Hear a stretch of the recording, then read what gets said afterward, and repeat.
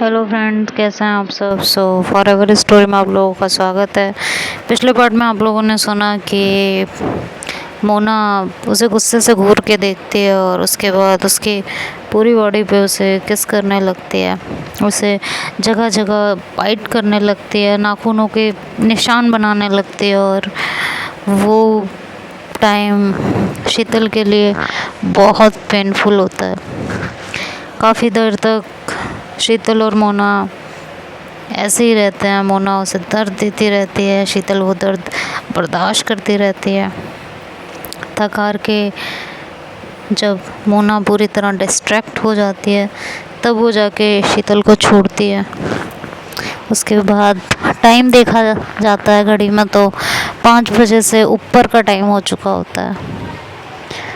शीतल मोना से कुछ कहने को होती है लेकिन मोना उसे कुछ नहीं कहती और फिर वो उसे वहाँ से ड्राइव करती है और सीधे उसे उसके घर पे उतारती है। ट्यूशन की छुट्टी करनी पड़ती है क्योंकि टाइम ऑलरेडी बहुत ज़्यादा हो चुका होता है।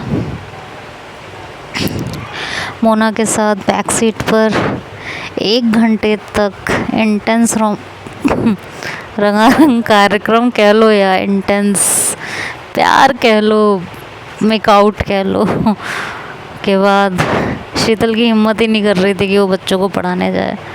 थक भी चुकी थी और शरीर में कई जगह उसे जलन भी हो रही थी मोना के नाखूनों की वजह से। तो मोना ने उसे घर ड्रॉप कर दिया। वो घर के अंदर आकर उसने अपनी किताबें रखी और फिर 5 मिनट तक सोचती रही कि क्या करे। घर में कोई था नहीं, मम्मी बाहर ही मिल गई थी क्योंकि शाम का समय था। तो अपने पड़ोसनों से बातें कर रही थी, गपशप कर रही थी। तो उसने सोचा कि नहा लेती हूँ, नहाने के बाद थकान दूर हो जाएगी। ये सोच के वो बाथरूम में चली गई नहाने के लिए। जैसे ही उसने पानी का मग उठाया और अपने ऊपर डालना स्टार्ट किया तो उसके मुंह से दर्द भरी आहें निकलने लगी। जहाँ जहाँ खरोंचें थी, जहाँ वहाँ जब जब पानी पड़ता शीतल को बहुत पेन हो रहा था। इतनी गहरी खरोंचें दी थी मोना ने। काफ़ी ज़्यादा जल रहा था पानी पड़ते। नहाने के बाद बिस्तर पे आके लेट गई और 5 मिनट बाद ही उसे नींद आ गई। रात को 7 बजे के करीब उसकी मम्मी ने उसे जगाया तो उसने कहा, मम्मी मन नहीं कर रहा, सोने दो थोड़ी देर। उन्होंने कहा, कोई नहीं, सोना है, उठो चलो, जब से आई हो तब से सो रही हो, उठो जल्दी उठो। और ये कहकर उसे खींच के उठाया, ठीक है, और बोलने लगी शाम के समय वैसे भी नहीं सोते हैं, चलो उठो उठो उठो जल्दी, ये कोई टाइम नहीं है सोने का।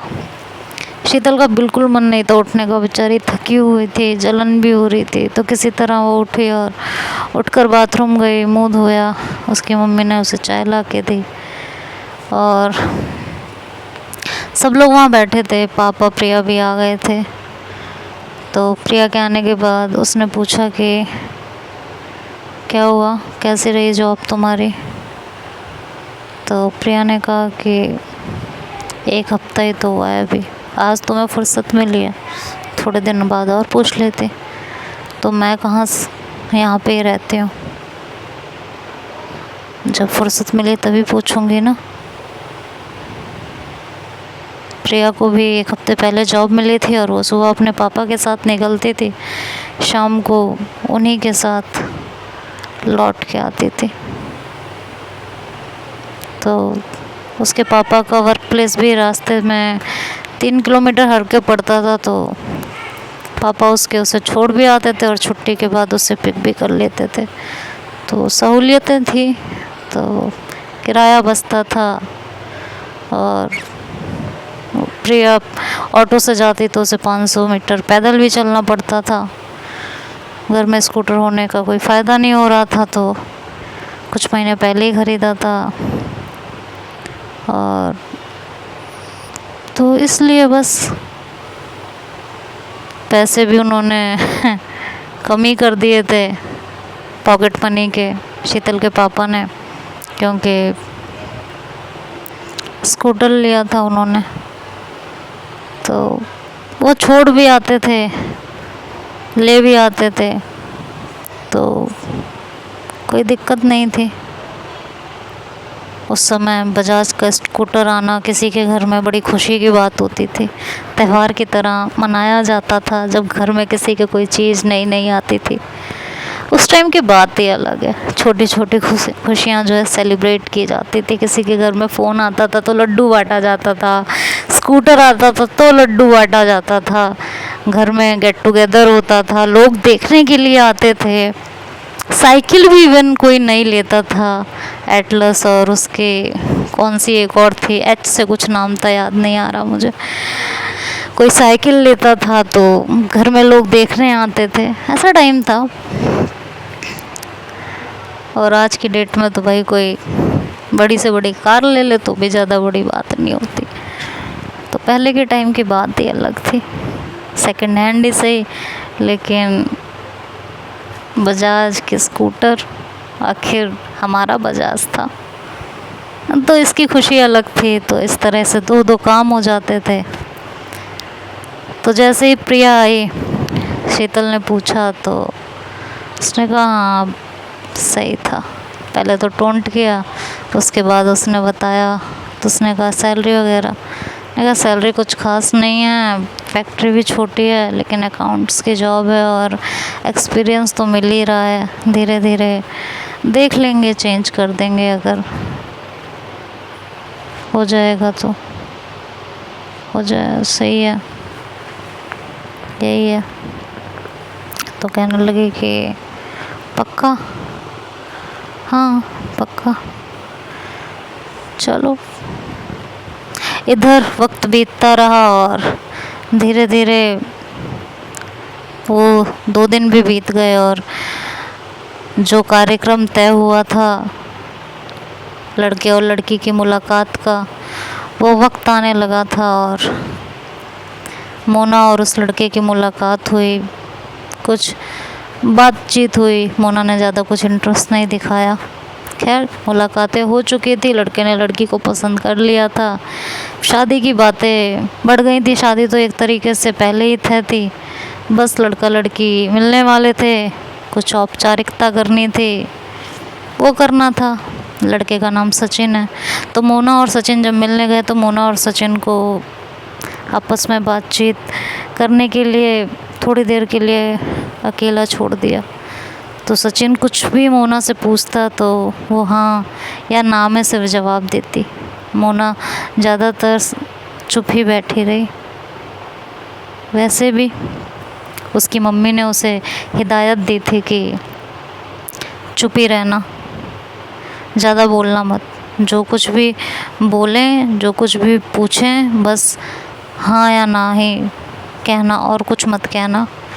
ये तो आज भी होता है, लड़की के माँ बाप पहले ही लड़कियों को सिखा देते हैं क्या बोलना है क्या नहीं बोलना, चुप रहना, ज़्यादा बोलना मत, ये ना करना वो ना करना।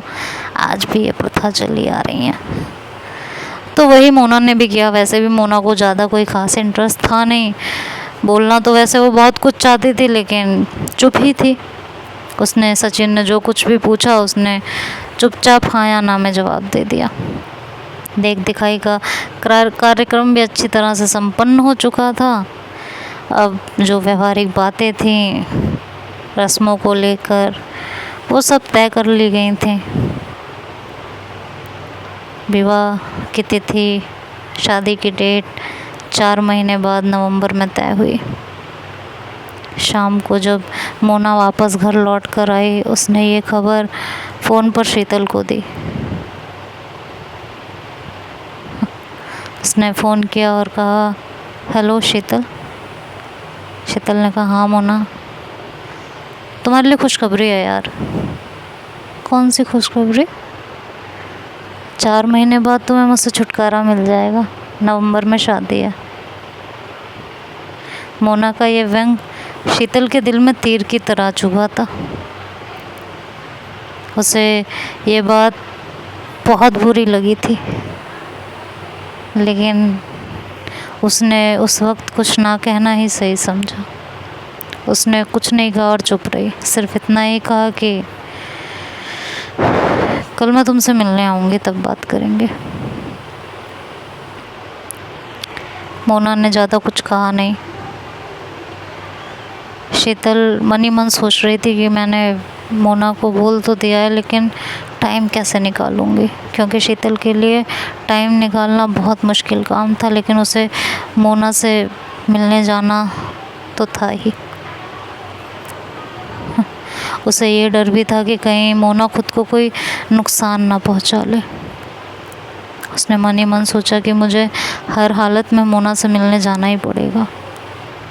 शादी का मुद्दा बहुत सेंसिटिव है उसके लिए, और वो बहुत पॉजेसिव भी है, इसलिए कोई भी तिकड़म भिड़ाकर मुझे कल उससे मिलना ही पड़ेगा। ये मिलने जाना मुझे बहुत ज़रूरी है।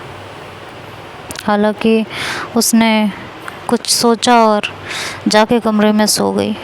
नेक्स्ट मॉर्निंग उठे और इंस्टीट्यूट की छुट्टी की, और साथ ही ट्यूशन की भी उसने छुट्टी की, और सीधे मोना के घर पहुंची। मोना हमेशा की तरह इस बार भी अपने कमरे में थी। थोड़ी देर मोना की मम्मी से बात करने के बाद, इधर उधर के हालचाल लेने के बाद, मोना की मम्मी ने बताया कि शीतल, शादी तय हो गई है बेटा, 4 महीने बाद शादी है, तैयारी कर लो, तुम्हें भी आना है। थोड़ी देर ऐसी बात करने के बाद शीतल मोना के कमरे में पहुंची तो मोना लेटी हुई थी। शीतल को देखकर मोना ने कुछ नहीं बोला, बस चुपचाप उसे देखती रही, और शीतल की तो बोलने की हिम्मत ही नहीं हो रही थी। मोना की आंखें देखकर शीतल को पता चल रहा था कि मोना कितना रोई है,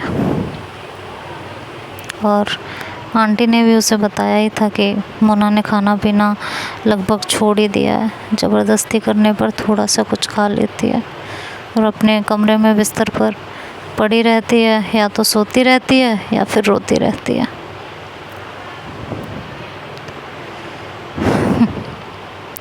शीतल मोना की तरफ देख रही थी, और मोना थोड़ी देर तक शीतल को बिना पलक झपकाए देखती रही, और फिर अपनी करवट बदल ली। थोड़ी देर बाद शीतल को एहसास हुआ कि मोना अभी भी रो रही है। शीतल ने कहा कि मोना, मोना सुनो ना। वो मोना के पास जाके बैठे और उसके हाथ को पकड़कर उसे उठाने की कोशिश करने लगी। उसने कहा कि सुनो ना यार मेरी बात। हाँ मोना, यार मोना सुनो। लेकिन मोना ने ना उस तरफ करवट बदली और ना ही वो उठी। हार मानकर शीतल को जब कुछ समझ नहीं आया तो वो उसके साथ सट कर लेट गई और उसे अपनी बाहों में समेट लिया। शीतल को कुछ समझ नहीं आ रहा था कि वो उसे क्या कहे और कैसे समझाए। कुछ भी उसके दिल दिमाग में नहीं आ रहा था। क्या कहेगी वो कि वो उसे शांति मिले उसके दिल को, और कैसे कहेगी रो मत सब ठीक हो जाएगा। जब उसके पास कोई वर्ड नहीं बचा तो उसने चुपचाप मोना को अपनी बाहों में समेटा और लेटी रही। बस बीच बीच में कभी उसके कंधे तो कभी गर्दन और कभी गालों को चूम लेती थी। उसके हाथों को अपने हाथों में लिए कुछ देर ऐसे ही लेटी रही। 15-20 मिनट बाद मोना ने करवट ली। उसकी तरफ देखा। मोना ने जैसे ही शीतल को देखा उसकी आंख से फिर से आंसू टपकने लगे। उसने अपना सर मोना ने अपना सर शीतल के सीने में छुपा लिया था और बस रोए जा रही थी। तो देखते हैं आगे अब क्या होगा, ये तो नेक्स्ट पार्ट में सुनेंगे। तब तक के लिए बाय बाय, टेक केयर।